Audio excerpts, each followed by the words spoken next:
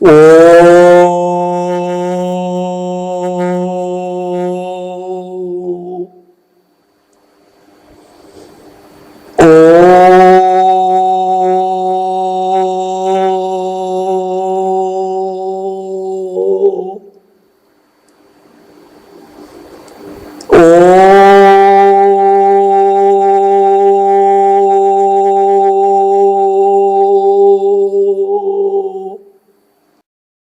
महाप्राण ध्वनि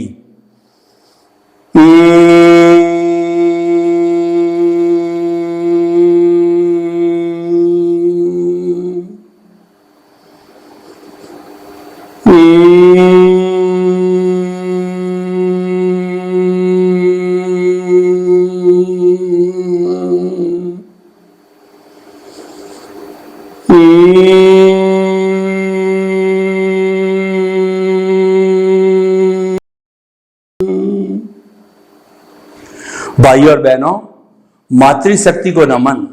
आज का हमारा बहुत सुंदर विषय आर्ट ऑफ विजन एवं व्यवहार कुशलता। बहुत ही सुंदर विषय है कि हम जिस जगत में जीते हैं ये व्यवहार जगत कहलाता है, ये समाज कहलाता है, ये परिवार कहलाता है, ये देश विश्व ब्रह्मांड कहलाता है, जिसके अंदर हम मन वचन काया की क्रियाकलाप करते हैं। और अगर हम समाज से कहें या व्यवहार कुशलता कहें वो न निभाते हैं तो फिर हमारा संपर्क लोगों से नहीं बढ़ पाता है। तो भाइयों और बहनों, हमारे कहने का अर्थ ये है कि व्यवहार कुशलता का यहाँ अर्थ है हमारा सुबह से शाम तक का, जन्म से मृत्यु तक का जो स्पान जीवन कहलाता है, वह जीवन जीने की कला है, कुशलता कहलाती है। कौन व्यक्ति कितना जीता है ये तो आयुष्य कर्म के अधीन है। आयुष्य कर्म हर जीवित प्राणी का अपना अपना होता है और आयुष्य कितना है किसी को मालूम नहीं। स्वामी विवेकानंद 39 इयर्स की उम्र के अंदर वो देहावसान हो गया था। ऐसे बहुत से जो है हमारे जो ऋषि मुनि हुए हैं जो छोटी अवस्था के अंदर देहावसान हो गया, वो लोग उतने समय में अच्छा जीवन जी के, अच्छा व्यक्तित्व बना करके, गुड पर्सनैलिटी बना करके दुनिया को वो दे गए कि आज उनकी जन्म शताब्दियां सैकड़ों सैकड़ों मनाई जा चुकी है और आगे भी मनाई जाएगी। उनके गुणों का बखान किया जाता है। वो प्रमोद भावना से बखान करने से वो गुण हमारे भीतर आए, इसीलिए महापुरुष की जन्म जयंती मनाते, उससे हमारा व्यक्तित्व विकास होता है। व्यवहार कुशल मूल अर्थ हमारे अध्यात्म विज्ञान की दृष्टि से वो ये है कि जगत के किसी भी प्राणी को किंचित मात्र भी दुख नहीं दिया जाए। क्यों नहीं दिया जाए? कि छोटा से छोटा जीव से बड़ा डायनासोर्स भी जो है जो जन्म लेता है वो जीना चाहता है, मरना कोई नहीं चाहता। और कोई भी प्राणी अपने जीवन में दुख नहीं चाहता है, सुख चाहता। तो जो उदय प्रारब्ध के अधीन आ जाता है लेकिन वो चाहता नहीं है।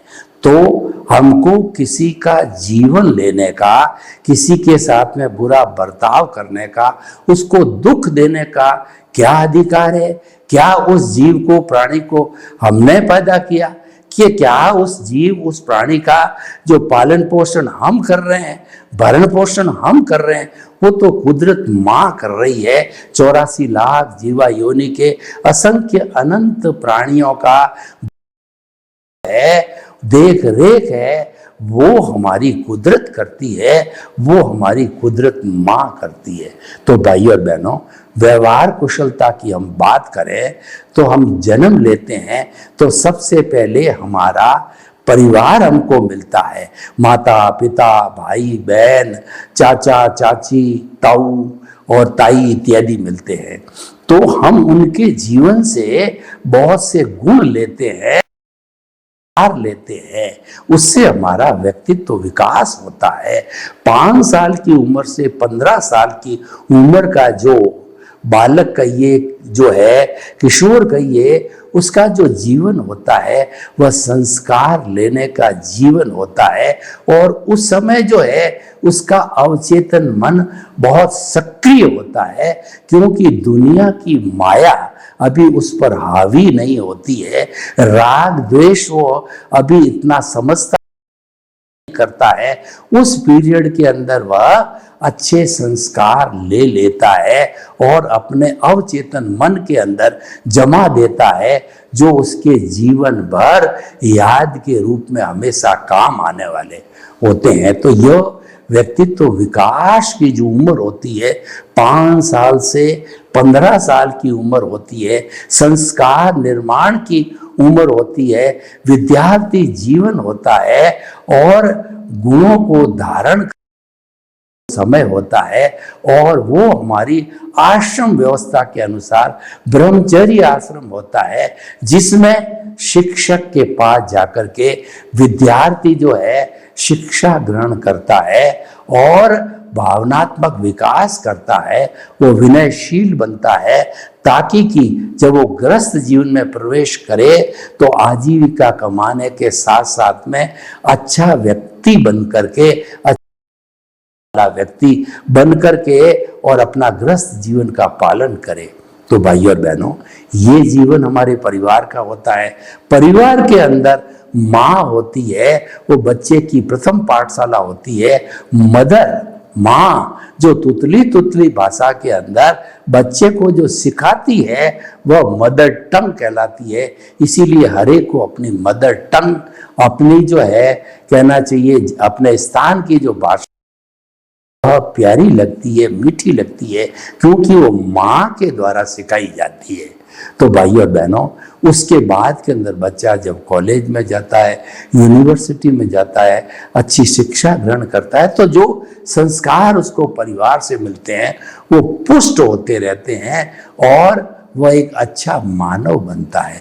देखिए, व्यक्ति ग्रेजुएशन, पोस्ट ग्रेजुएशन, डॉक्टरेट यानी अपने पूरी शिक्षा पूरी करके और आधुनिक शिक्षा के हिसाब से कहें वो ग्रेजुएट, पोस्ट ग्रेजुएट बन जाता है 25 साल की अवस्था के पहले, तो वो एक संपूर्ण व्यक्तित्व वाला व्यक्ति होता है। उसके अंदर देखिए, व्यक्तित्व विकास के अंदर 2 बातें हैं, उसको हमारी सरकार भी मान रही है कि इंटेलेक्चुअल IQ और EQ। हमारा जो वर्तमान की जो शिक्षा प्रणाली है उसमें IQ तो बच्चे का बहुत हो जाता है। इंटेलेक्चुअल कोशेंट यानी कि आज विज्ञान ने इतनी तरक्की कर ली है कि एक एक सब्जेक्ट की जो है सैकड़ों शाखाएं हो गई है। पहले तो फिजिक्स, मैथमेटिक्स, बायोलॉजी, कॉमर्स और आर्ट्स इत्यादि लिमिटेड विषय हुआ करते थे। अब उस एक एक विषय की सैकड़ों ज्ञान के विकास के साथ हो गई है। उससे व्यक्ति का IQ, इंटेलेक्चुअल लेवल बहुत बढ़ जाता है और गूगल बाबा भी मिल जाता है, YouTube भी मिल जाते हैं और भी बहुत से मीडिया के माध्यम से वो IQ को बहुत हाई कर लेता है। यह आज की वर्तमान शिक्षा प्रणाली विद्वान बनाने की शिक्षा प्रणाली है। इसके अंदर हमारा कोई भी अलग से अभिमत नहीं है, लेकिन हम ये देखते ऐसा विद्वान व्यक्ति ग्रेजुएशन, पोस्ट ग्रेजुएशन किया हुआ, डॉक्टर, इंजीनियर, चार्टर्ड अकाउंटेंट, जज, वकील, पुलिस वाला और वो समस्त इतने पढ़े लिखे लोग वो क्यों घूस लेते हैं, वो क्यों करप्शन करते हैं, वो क्यों आत्महत्या करते हैं, वो क्यों रेप करते हैं और वो क्यों अपने माता पिता की सेवा नहीं करते, समाज क्यों वो अहंकारी बने रहते हैं और क्यों वो कोई भी छोटा घर का काम करना पसंद क्यों नहीं करते हैं। क्योंकि वो इंटेलेक्चुअल लेवल तक ही है, वो बुद्धि के लेवल पर जो व्यक्तित्व विकास की, व्यवहार कुशलता की जो मुख्य बिंदु मैं आपको बताना चाहता हूं कि इंटेलेक्चुअल लेवल और इंट्यूशनल लेवल, इन दोनों लेवल को एक व्यवहार, उसके पास दोनों लेवल होने चाहिए। और वह प्रारंभ से जो पढ़ाई करे, जैसा मैंने बताया किशोर अवस्था के अंदर जो संस्कारी बच्चा होता है वह तो इंटेलेक्चुअल और इमोशनल लेवल दोनों को ग्रहण करता जाएगा। लेकिन परिवार के अंदर कोई बच्चा नहीं रहता है, माता पिता की शिक्षा नहीं मिलती है, प्रारंभ से ही वो हॉस्टल के अंदर भर्ती करा दिया जाता है, तो वहां पर अपने शिक्षकों का, शिक्षा प्रणाली का जैसा जैसा उसको व्यवहार मिलता उसके अनुरूप वो ढल जाता है। तो मेरे कहने का अर्थ ये है, आईक्यू और ईक्यू व्यक्ति के पास में दोनों अच्छे होने चाहिए। आईक्यू बुद्धि के लेवल पर काम करता है और बुद्धि के लेवल पर शब्द होते हैं, और शब्द जो है ये जो है भेद पैदा करते हैं, भ्रांति पैदा करते हैं, राग द्वेष पैदा करते हैं, प्रियता अप्रियता पैदा करते हैं।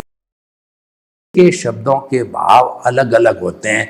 तब कहा जाता है कि मुंडे मुंडे मतिर भिन्ना, जितने लोग होंगे उतने मस्तिष्क होंगे, उतने विचार होने होंगे। विचार होना कोई बुरी बात नहीं है, मतभेद होना बुरी बात नहीं है, लेकिन मनोभेद नहीं होना चाहिए। ये जो है वो हमारी इमोशनल क्वोशेंट की बात है, वह आईक्यू के अंदर नहीं आती है।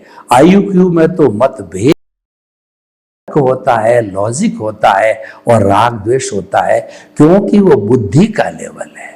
बुद्धि हमें संसार में भटकाती है, वो हमें कहती है I like it, I don't like it, और he should remain with me, he should not remain with me, I am opposing him, I am favoring you। ये जो है वो दोनों चरम आंखों पर लगे हुए राग और देश के चश्मों से जीवन भर चलता रहता है, और वो सारा अज्ञान का, हमारी आत्मा के साथ में जो ये राग द्वेष है, यही अज्ञान है, आत्मा को भव भ्रमण कराता है, 84 लाख जीवा योनि के अंदर बार बार घुमाता रहता है अपने कर्मों का भुगतान करने के लिए। लेकिन इससे आगे का लेवल है वो EQ का लेवल है। EQ में शब्द समाप्त हो जाते हैं, वो हमारे प्रभु का जगत है, हमारी शुद्ध आत्मा का जगत है। शुद्ध आत्मा के कोई बुराई होती नहीं है, क्योंकि वह तो अनंत ज्ञान, अनंत दर्शन, अनंत शक्ति, अनंत सुख का धाम है। वो तो संपूर्ण ज्ञानशील है, वहां पर सम्यक ज्ञान, सम्यक दर्शन है, तो वहां पर कोई तरह का गलत संस्कार होने की आवश्यकता होती ही नहीं है। इसीलिए विश्व के जितने जितने महापुरुष भगवान हुए हैं वो ज्यादातर EQ के जगत में जीते हैं, बुद्धि के परे जाते हैं। उस इंट्यूशनल लेवल में जो सत्य मिलता है, चाहे राम जाए, कृष्ण जाए, चाहे महावीर जाए, चाहे 24 तीर्थंकर जाए, चाहे पैगंबर जाए, चाहे क्राइस्ट जाए, चाहे कोई भी जाए, उनको वही सत्य मिलता है। इसी कारण से वही सत्य जो है हमारे धार्मिक ग्रंथों के अंदर जब पाया गया उपदेश के रूप में, तब सब में सिमिलरिटी पाई गई। व्यू पॉइंट धर्मों के अलग अलग हो सकते का भावार्थ एक ही है कि परहित सरिस धर्म नहीं भाई, पर पीड़ा सम अदमाई, यानी कि दूसरे को दुख देने के समान कोई भी अधर्म नहीं है और दूसरे का हित करने के समान कोई धर्म नहीं है। इसलिए भाई और बहनों, ये व्यवहार कुशलता का सूत्र है। अब हमने एक भाग को पूरा किया, दूसरा भाग आर्ट ऑफ द विजन के अंदर किस तरीके से व्यवहार कुशलता की एप्लीकेशन होती है, व्यक्ति कैसे व्यवहार कुशल बनता है। व्यवहार कुशल व्यक्ति वही बनेगा जो आर्ट ऑफ विजन, जो मैंने आपको IQ EQ की बात कही, वही आर्ट ऑफ द विजन है। वही भगवान का संसार है। और उस आर्ट ऑफ द विजन के केंद्र में हमारा शुद्ध आत्मा परमात्मा जो है शुद्ध भावों के साथ हमने प्राण प्रतिष्ठा करके विराजमान कर दिया। और उसके गुण सम्यक दर्शन सम्यक ज्ञान जो कि गुण होता है, तो वो हमको जो है वरदान रूप में मिले। तो आर्ट ऑफ द विजन के अंदर उस वरदान को हम साकार करने के लिए उसकी एप्लीकेशन अगर हम व्यवहार जगत में करें, यानी व्यवहार जगत में सम्यक ज्ञान सम्यक दर्शन की एप्लीकेशन करें, जो व्यवहार जगत है वो भुगतान का जगत है से चलता है, उसके अंदर किसी प्राणी को एक अतिरिक्त सांस लेने की भी स्वतंत्रता नहीं है, लेकिन वो चल रहा है जो हो रहा है। लेकिन उसके चलते चलते जो है सम्यक ज्ञान सम्यक दर्शन की हम एप्लीकेशन करते हैं, तो हम उसके साथ नहीं जुड़ेंगे। इसका मतलब हम भेद विज्ञान करेंगे कि हमारा जो ये परिणाम, हमारा जो ये रिजल्ट चल रहा है, हमारा जो ये भुगतान चल रहा है, ये अलग है और मैं अलग हूं। मैं तो केंद्र में विराजमान शुद्ध आत्मा परमात्मा हूं, और ये जो करने वाला है मन वचन काया है, तो हमारा एक कहना चाहिए लक्ष्य बन गया कि मन वचन काया से मुक्त ऐसा मैं शुद्ध आत्मा हूं।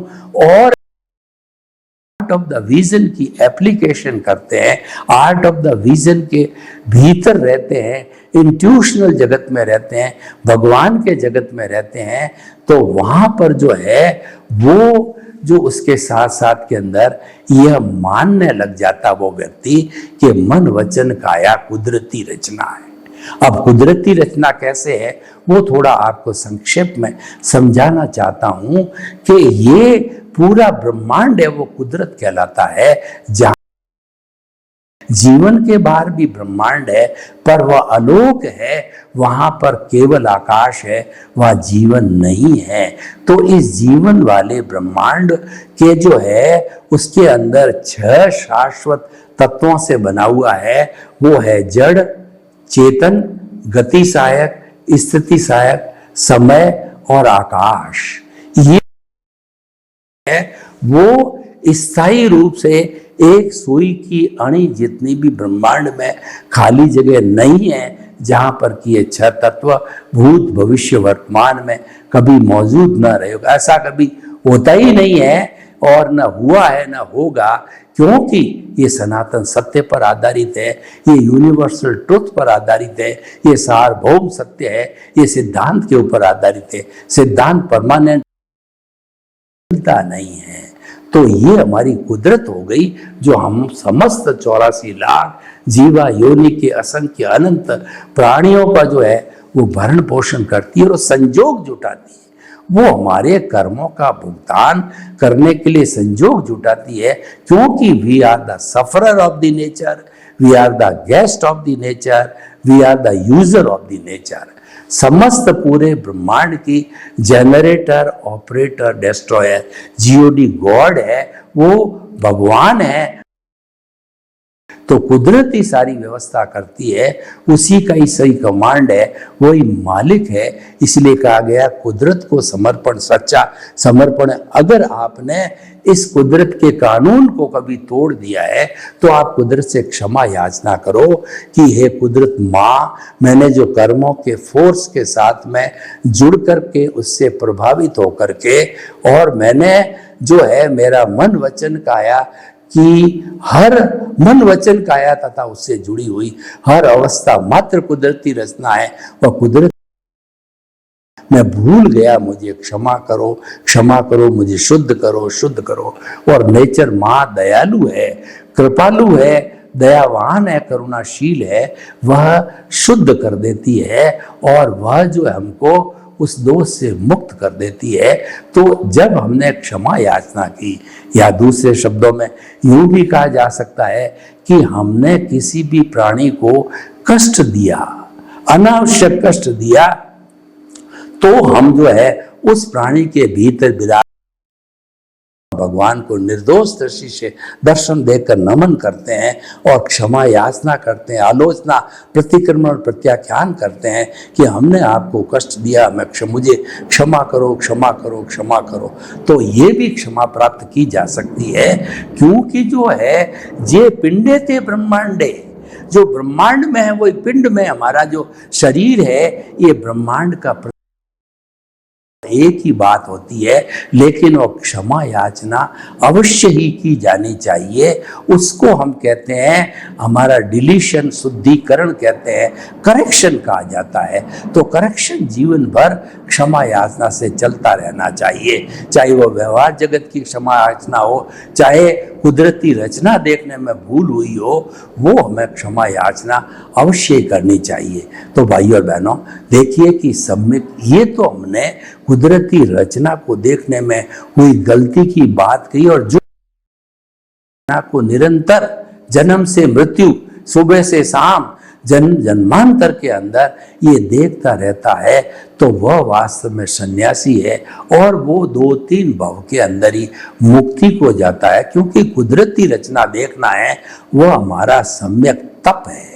कुदरती रचना देखने के बहुत से लाभ है। हमारा जो सम्यक ज्ञान, सम्यक दर्शन की एप्लीकेशन हो रही है, उसका डेवलपमेंट होता रहता है।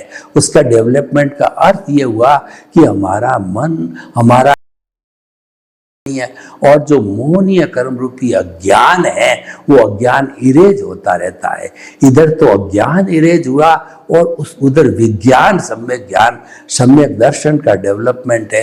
ये प्रोपोर्शनेट होते रहते हैं और वो हमारा सन्यासी जीवन होता है। उससे हमारा वर्तमान का जीवन आदि व्याधि उपाधि से जो है मुक्त होता है। हम प्रसन्न रहते हैं और उसके साथ साथ में कुदरती रचना देखने से हमारे कॉज, जो वो कॉज पड़ते हैं जो मोक्ष के, क्योंकि कुदरती रचना देखना यानी कुदरत के कानून का पालन करना। कुदरत के कानून का पालन करने का अर्थ यह हुआ कि शाश्वत सुख की नींव लगाना होता है। ये सब एक दूसरे का टीम वर्क होता है। कुदरती रचना देखना, केंद्र में प्रभु का विराजना, और उसके साथ साथ में जो उसके सहयोगी घटक है, निमित्त, निर्दोष, अकर्ता और शुद्ध आत्मा। हमें हर क्षण निमित्त भाव से रहना चाहिए। तो व्यवस्थित शक्ति है, करता तो कुदरत है, मैं तो एक मात्र निमित्त हूँ, मैं तो मात्र अकर्ता हूँ। जब ऐसी भावना रखते हैं तो इस ब्रह्मांड के समझ जीवों को हम निर्दोष समझते हैं। सब ब्रह्मांड को, पूरी सृष्टि को वीतराग समझते हैं। गलती किसी की होती नहीं, दोष कोई होता ही नहीं, दुनिया में कोई दोषी नहीं है। दोष तो मेरे भीतर भरे पड़े हैं। उनका शुद्धिकरण करने से ही मुझे शाश्वत सुख की प्राप्ति हो सकती है। उसको निर्दोष मानते हैं। जो हमारा उससे कोई शिकवा शिकायत नहीं है, तो उसके भीतर विराजमान शुद्ध आत्मा भगवान को निर्दोष दृष्टि से दर्शन कर उसको नमन करता है। ऑटोमेटिकल आत्मतुल्यवत का सिद्धांत हम मानने लग जाते हैं, लागू हो जाता है, क्योंकि हमने उसको निर्दोष मान लिया। हमारा उससे कोई राग द्वेष नहीं है। कुदरती रचना देखने से राग द्वेष नहीं होता, और नए कर्मों का जो है कहना चाहिए कॉज नहीं पड़ते। कॉज पढ़ते हैं वो मोक्ष के लायक और सहायक।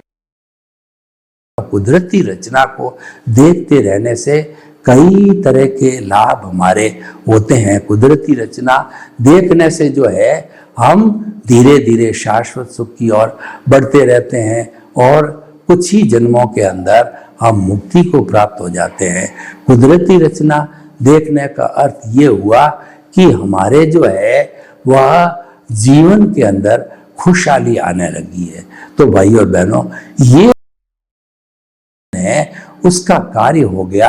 तो आर्ट ऑफ द विजन में हम जाते हैं तो व्यवहार कुशलता के लक्षण हमको मिल जाते हैं।